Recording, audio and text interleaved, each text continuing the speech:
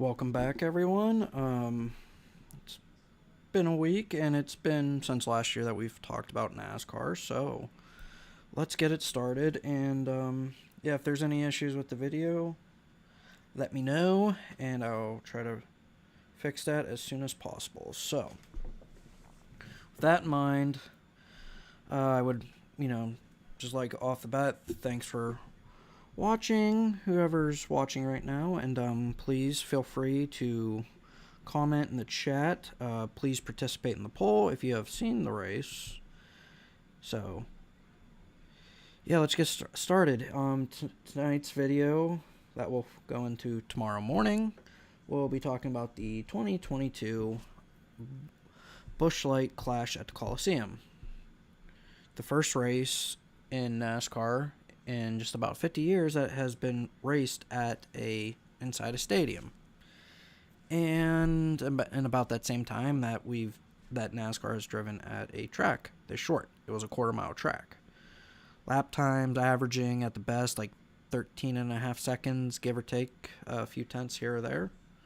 But yeah, purpose of this video, I just want to give you my thoughts. One of my goals for this season is that with my new job, I can possibly watch some more races, so I want to do some videos like this whenever I can. It's not going to be like an every week type thing unless I'm lucky.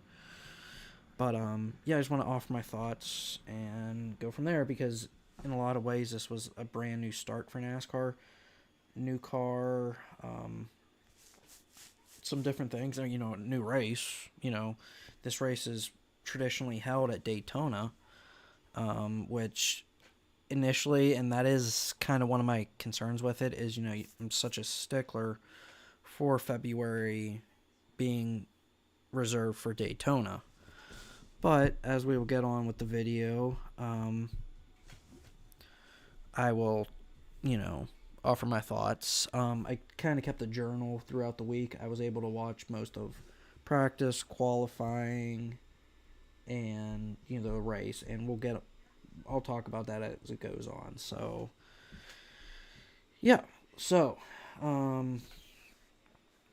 yesterday we had a combination of practice and qualifying. So, that was yesterday, and just offering my thoughts on that first. Philip, I'm just doing this in podcast form. I'm going to be alternating between you seeing me and doing the traditional podcast form. So, to answer that question, you don't want to see me all the time. But, yeah, I just saw your comment there. So, let's get started on my thoughts from Saturday. Practice/qualifying. As I've stated, this is a quarter-mile track. So, this is really weird. The smallest tracks the Cup Series races at is right around half a mile, 3/4 of a mile, and I'm talking about Martinsville, Bristol, and Richmond. So those are the shortest, and we're largely used to that. But this offers a little bit of change of pace, and it's not like a traditional oval in a sense. They were making comments on the broadcast about, the drivers constantly turning the car. So for some of you out there, they are constantly turning left. So yeah, it's definitely an interesting concept as far as, they can't be going straight for anything, so they're constantly turning the wheel. So, and that definitely offered, as I will mention later on in the video, definitely offered some good racing. Great at that, some might say. But yeah, definitely you could see from Saturday, this is my first view of seeing the new car, which the car I think looks very, sporty, it it has, in my lifetime, definitely better than the COT car on appearance. I don't think anyone's going to disagree with me on that. The previous car, it's an improvement on the. It was an improvement on the COT car, but yeah, so far I think outside of the Gen 4, I believe, that I grew up with as a kid, this is definitely my favorite car. Now, the number placement slash the expanded sponsors on the sides, that's going to take some warming up too, just because, I'm so used to, and I'm sure everyone is, the numbers being underneath the, where the drivers climb into, under the. So that's something to get used to. I don't hate it. It's something I'm obviously getting more used to. So, and I think that's the big thing.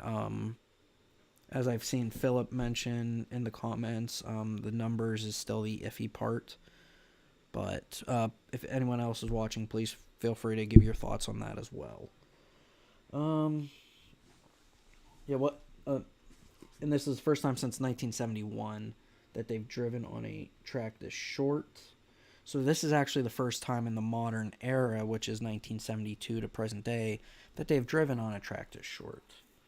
Of course, prior to the modern era, they had a lot longer schedule. So this was brand new on so many levels.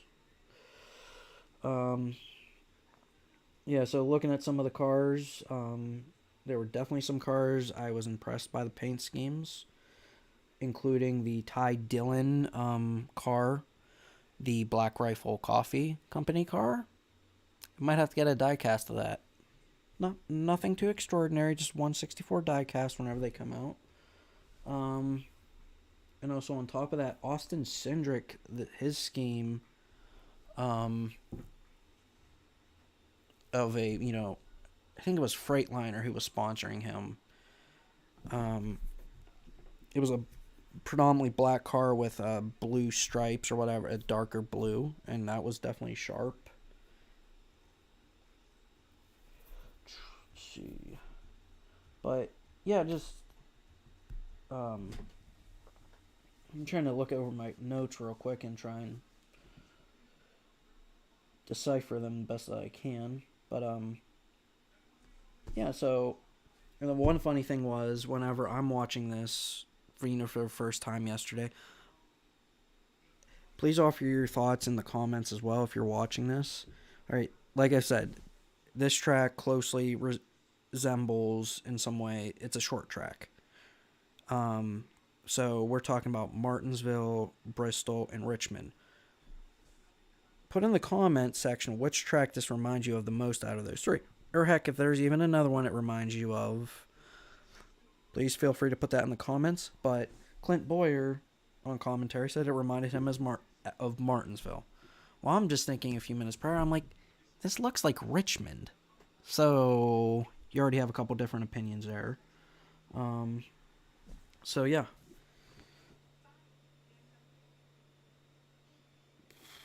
But so that's, Saturday in a nutshell.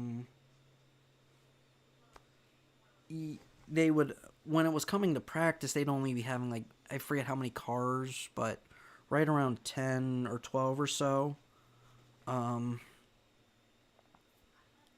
So you got to see some racing and stuff, but not that much, and obviously that was reserved for Sunday/yesterday as it turns to midnight, and that's where a lot of my thoughts are going to go into. So let's go to Sunday/yesterday as of a minute ago.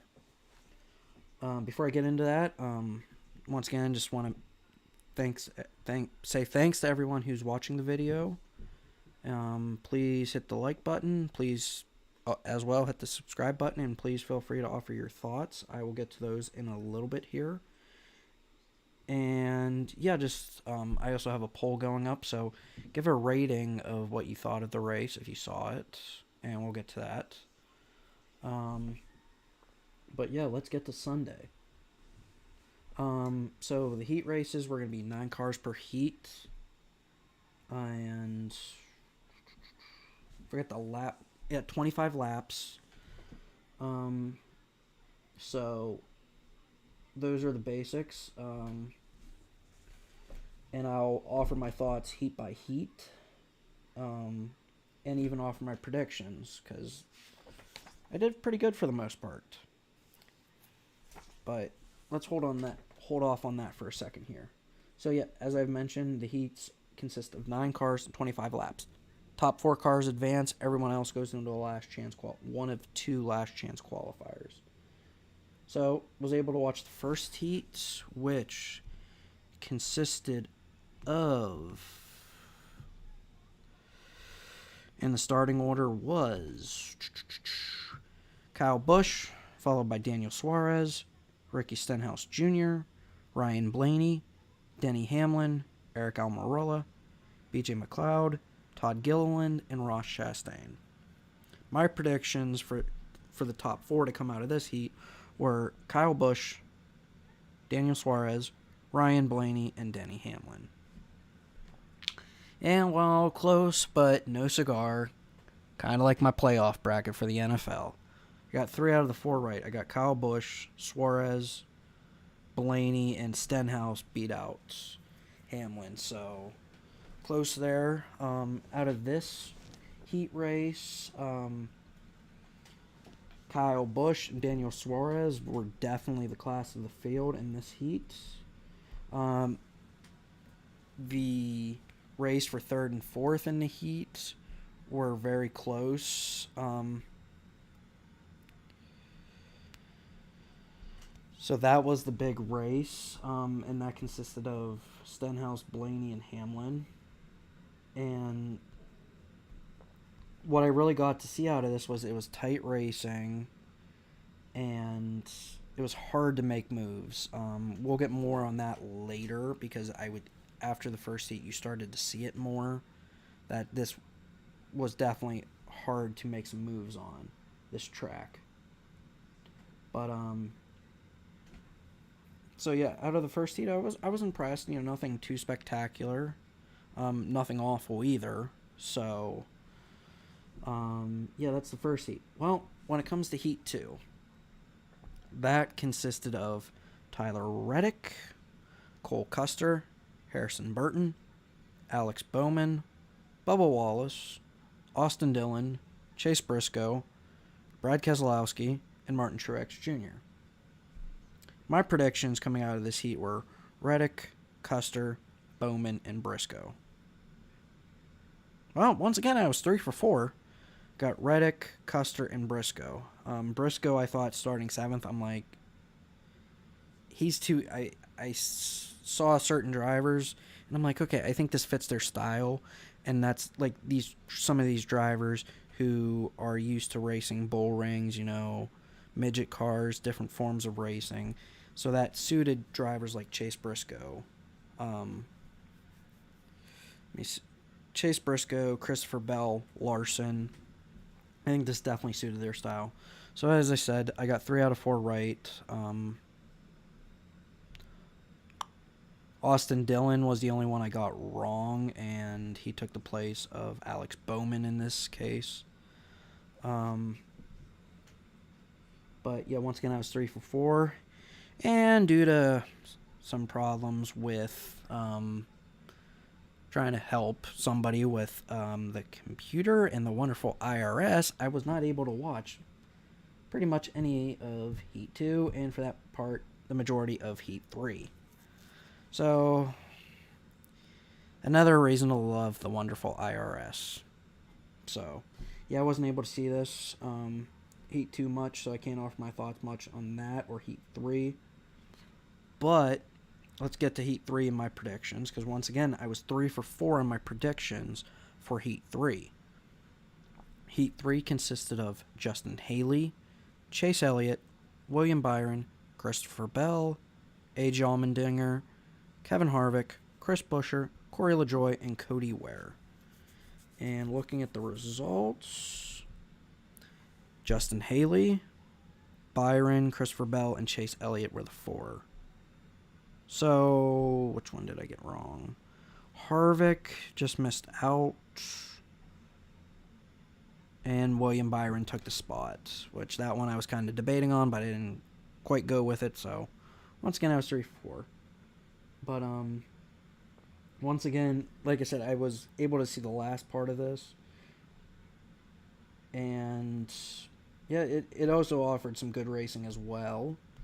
And really surprising to me in a way was just how well Justin Haley was doing. He's one of the drivers competing for Rookie of the Year with Austin Cindric for Penske and Harrison Burton with the Wood brothers. But Colleague, please offer your thoughts on this as well. I'm intrigued by Colleague racing this year. Justin Haley's running full-time, and then they have the part-time team that's running full-time with multiple different drivers. AJ Allmendinger, who was running the car in this race, and then Daniel Hemrick, 2021 Xfinity Series champion. There we go.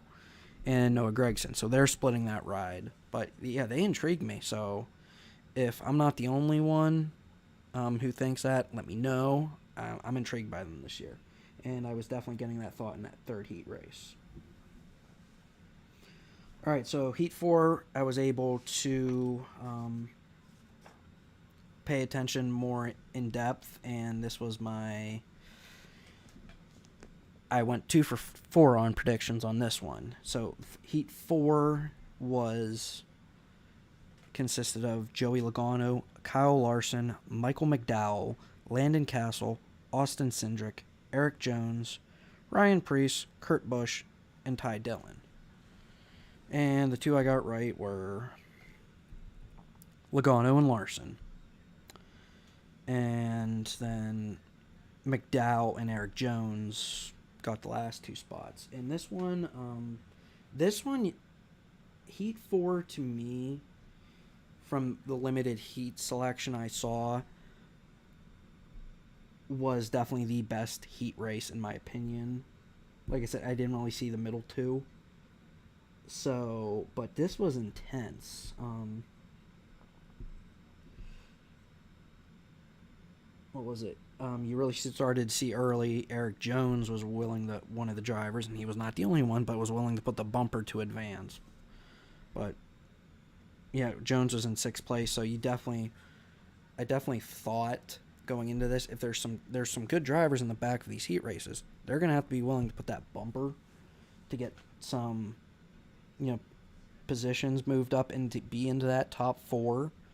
So, and as was mentioned in the race, and you can definitely see early on, you wanted to be inside, because you're racing for 4 spots. The outside line was not very favorable. It's basically like more often than not, if you're on the outside, you're getting freight trained to the back. Now, the only exception I thought of in that situation was on restarts. If you were second, you could make it work, and I think in some of the cases the drivers did. So, but outside of that, you wanted the inside line because that was really beneficial to you. The first caution at this race in all the heat races was by Ty Dillon. More on him later. Eric Jones was very aggressive. And those are my thoughts on the heats. Like I said, I was kind of in the middle of something with the second and third race, so I wasn't able to offer my thoughts. But, those were the heat races, and feel free to offer your thoughts as well. Let me look at the comments, as this seems to be my most active chat so far. Thank you, everyone, for tuning in. Let's see what everyone's talking about. All right. Philip definitely agreed with me. I think we agree on most things NASCAR.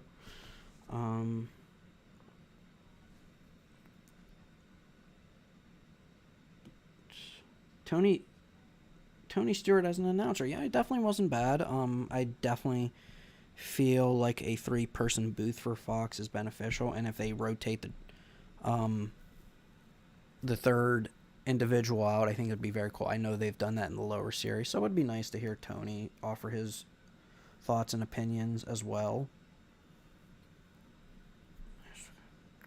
Yeah, the rims are nice as well, as Philip has mentioned.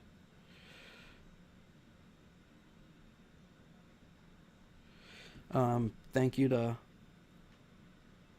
Bob the Builder, so to speak. Bob, thanks for coming in and offering your thoughts. I'll give my thoughts on that as well. Please feel free to like the video and subscribe to the channel as well. I would greatly appreciate it.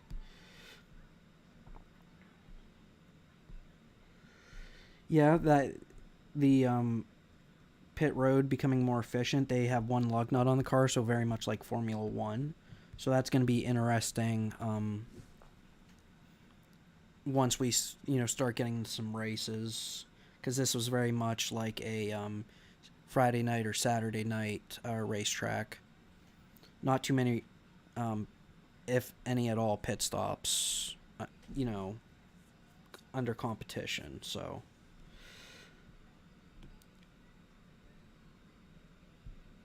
Okay, and Martinsville closest due to it looking like a paperclip. Okay, out of those two, yeah, I think my first initial thought was Richmond, but I can see the Martinsville argument on that as well. I think the only thing that I maybe say disagree with on that is you at least have the straights for Martinsville, but because they did mention that they're constantly turning the wheel left. But yeah, Martinsville, I think on the surface the track looks very similar. The track is perfect for pileup. We'll get to that. There's always last chance qualifier 2 for that.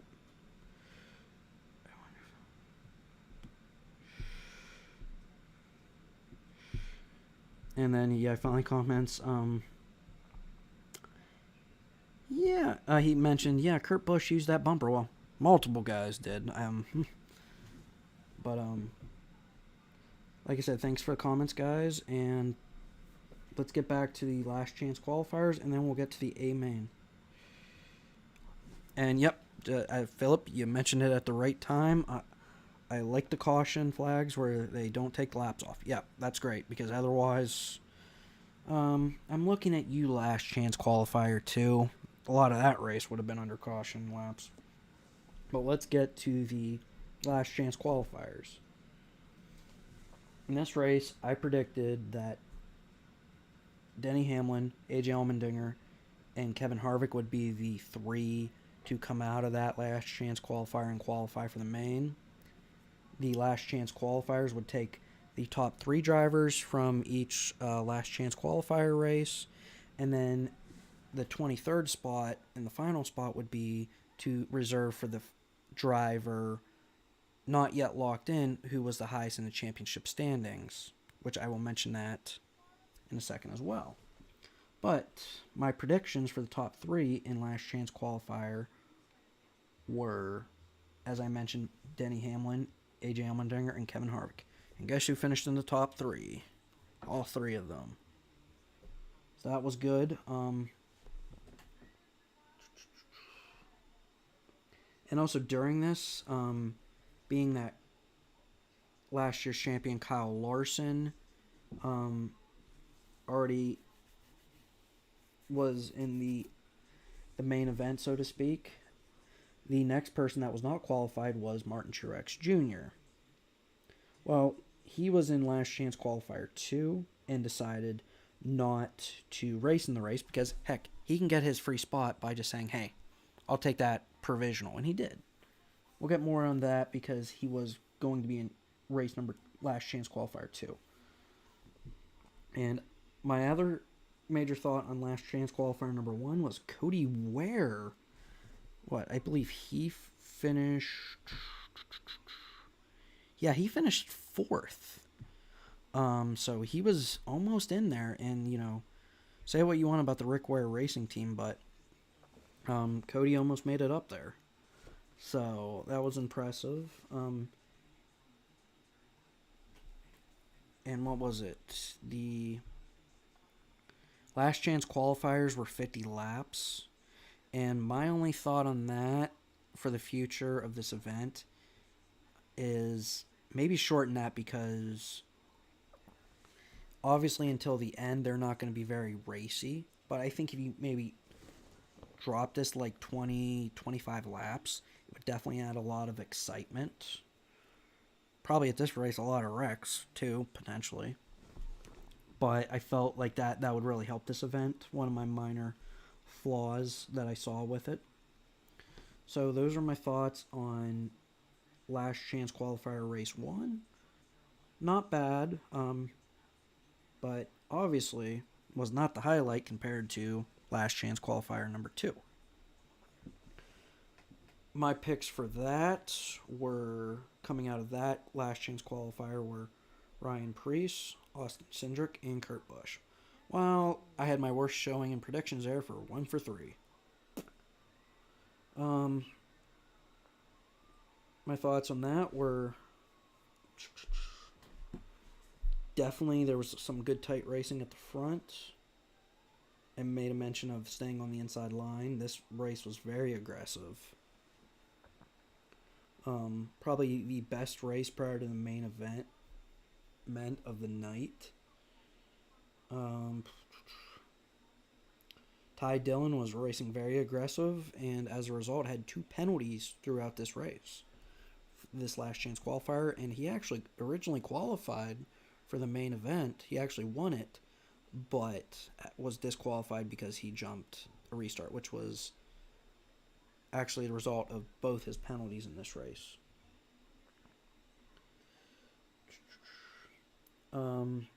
You definitely saw that a lot of, chain reaction wrecks on this. One driver hitting another driver. That's first driver that got hit another driver, and that led to some issues going all the way back to the heat races. But you saw a lot of chain reaction wrecks. At first view, they seemed like, oh, hey, such and such got into such and such.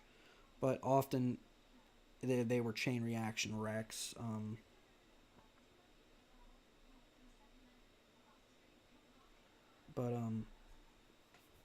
So those are the up to the main event / the A main. Those are my thoughts. A few other things I just thought of, not race related, but it was cool when the racing was just prior to it getting started. It was cool seeing them come out of a tunnel, kind of like football. It's always cool seeing, say, the Pittsburgh Steelers coming out of the tunnel. And it was cool seeing the race cars come out of the tunnel, and then when they were introducing the drivers for the main event, it was cool seeing them walking down the steps of the Coliseum. So those are some cool minor things that I definitely enjoyed seeing. So that leaves us to the main event, the A main. 23 cars for, let's see, what was it? 150 laps. And that race was going to be divided into half. So after 75, halfway, they would take a little break, to which there was a concert by Ice Cube. I was watching Luge on NBC for my Olympic viewing pleasure. But, let's get to the Clash thoughts. You think about it, 150 laps, quarter-mile track. That resorts to about 36 miles.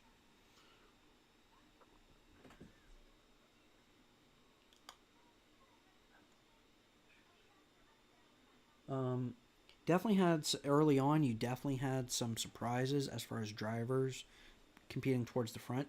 Tyler Reddick and Justin Haley were the first ones to come to mind, along with Chase Briscoe.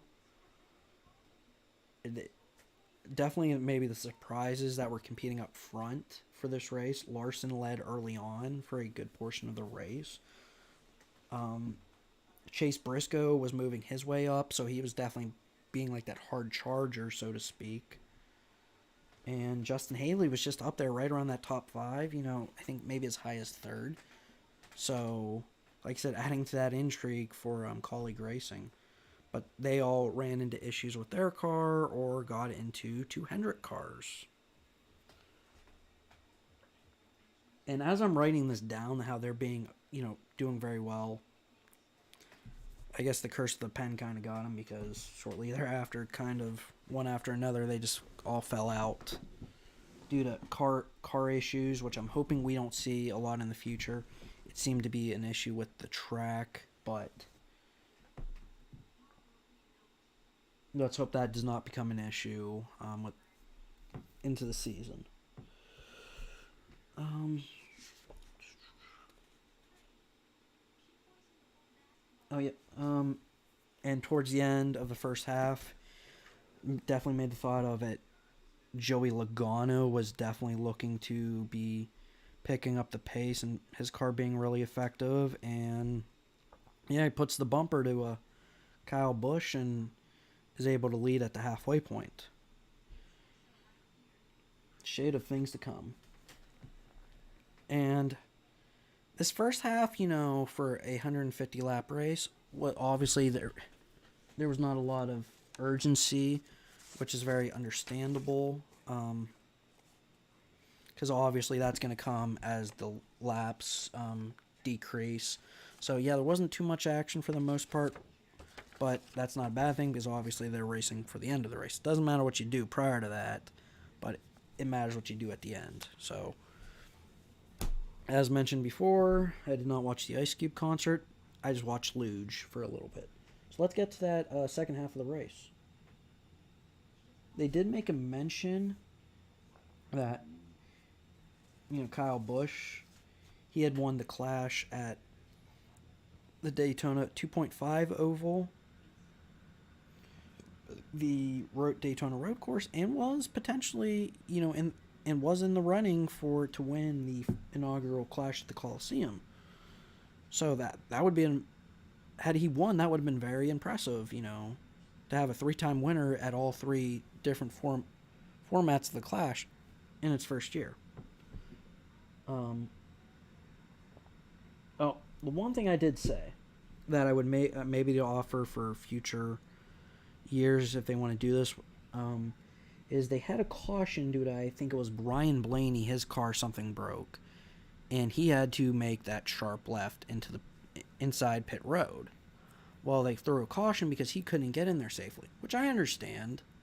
But at the same time, I'm thinking, okay, is there maybe some way in the future where they can make that pit road, so to speak, a little more accessible so we don't run into issues like that? Because obviously that was the right decision, but it was like, could we have prevented that possibly?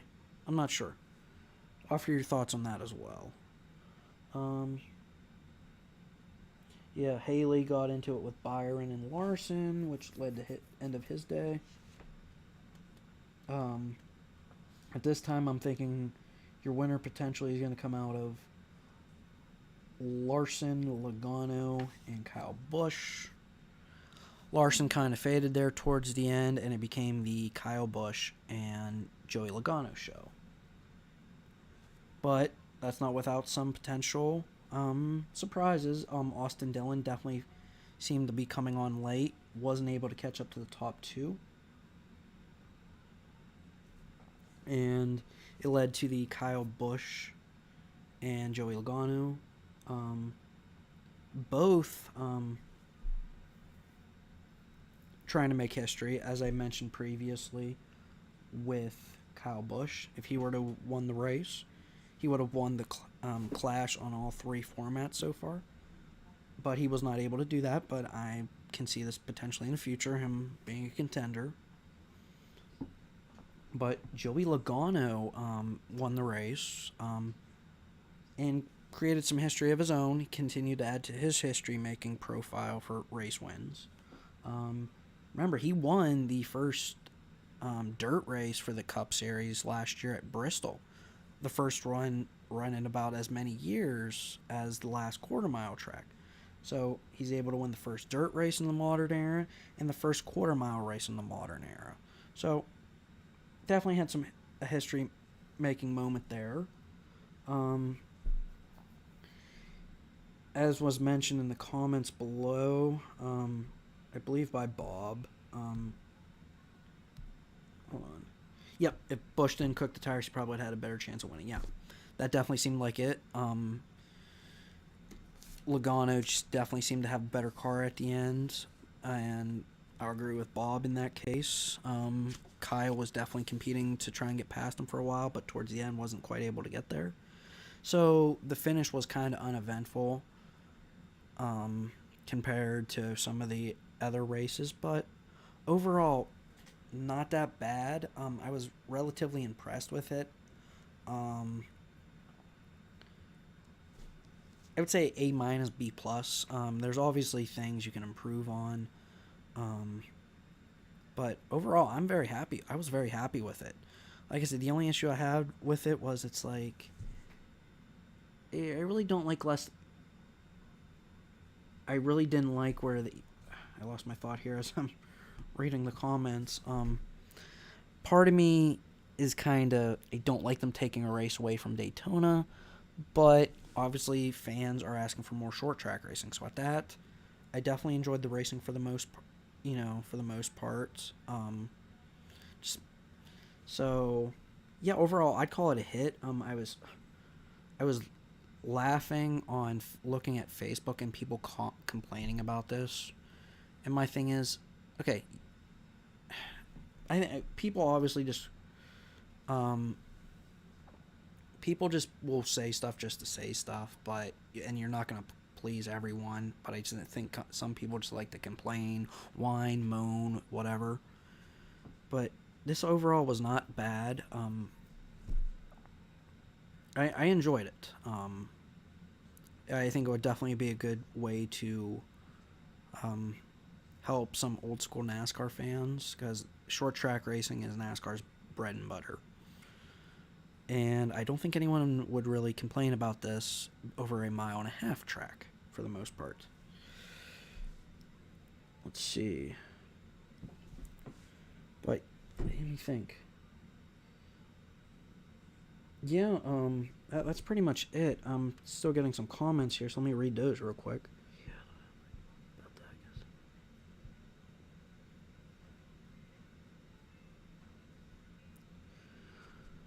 Oh, yeah, Bob was mentioning NASCAR 07, the game. Let me think. I had Thunder 03, Thunder 05, and then 08 and 09. So I'm sure, because as we're getting towards the end of the EA Sports era, the game was pretty much a carbon copy those last handful of years. So, Bob, if you want to comment later about the track that you're thinking of, I think I know which one you're talking about. It's the kind of like the, I think it was like Dodge Raceway or whatever. Really small track where the pits were actually under the stands. I think that's what you're talking about. I'm not sure. But, yeah, I mean, even if they leave this as like a, your typical dirt track, your local dirt track or asphalt track, like in my area, you're talking Lernerville, Jennerstown. I'm not asking for green flag pit stops here, but yeah, that's just my thoughts on it. I hope you guys enjoyed this as much as I did. It was a very enjoyable show. Glad to get the NASCAR bug in me, and hopefully hopefully gets that bug itchy again, so to speak. Don't know if I said that right, but yeah, we're gonna be coming up the next 2 Sundays. This upcoming Sunday, you obviously have the Super Bowl, and you have Daytona 500 qualifying. That'll come. Then Thursday, you'll have the dual races, which will be rather uneventful. And then 2 Sundays from yesterday, you have the Daytona 500. So, yeah, it's going to be definitely interesting, and hopefully I can watch as much of this as I can over the weekend. I've been very lucky at work where I haven't had to work all of the weekends. But we'll wait and see if that can last another 2 weeks. Because, like I said, I would like to offer these kind of like race reviews as much as I can. And like I said, it's not going to be an every week type thing, but hopefully I can offer it as much as I can. So with that, that's it for tonight / this morning's video. Next video I have up planning, hopefully it will come out Wednesday. If not, I'm going to have to figure out the next day when, is I want to offer my playoff predictions for the Cup Series, and then later on I will do trucks and Xfinity. What I mean by that is I'm not going to give you all the way to what my champion prediction is, and I'm just going to give you the 16 drivers I think are going to make it in and offer some thoughts as well. And then for you James Bond fans out there, I want to watch No Time to Die again and give a review on that. So those are what I have upcoming. Probably it's going to be the Cup Series playoff predictions, the 16 drivers I think are going to get in, No Time to Die review, and then that would be followed by the Xfinity and Camping World Truck Series review. So with that, thank you all for showing up, and for anyone who's listening past this live stream, please offer your thoughts, comments, anything. I would really appreciate it.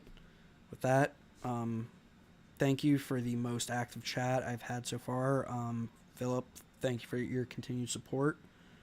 Had a couple other guys in there as well, and Bob the Builder. Thanks for your comments and your thoughts. I really appreciate it, and yeah, please feel free to comment and comment as you had. Like the video, and please subscribe, and please share this with anyone you know that would be into this. And I'm not going to keep on jabbering, so we're just about at 42 minutes, so I will catch you all later. Thank you so much, and that's it.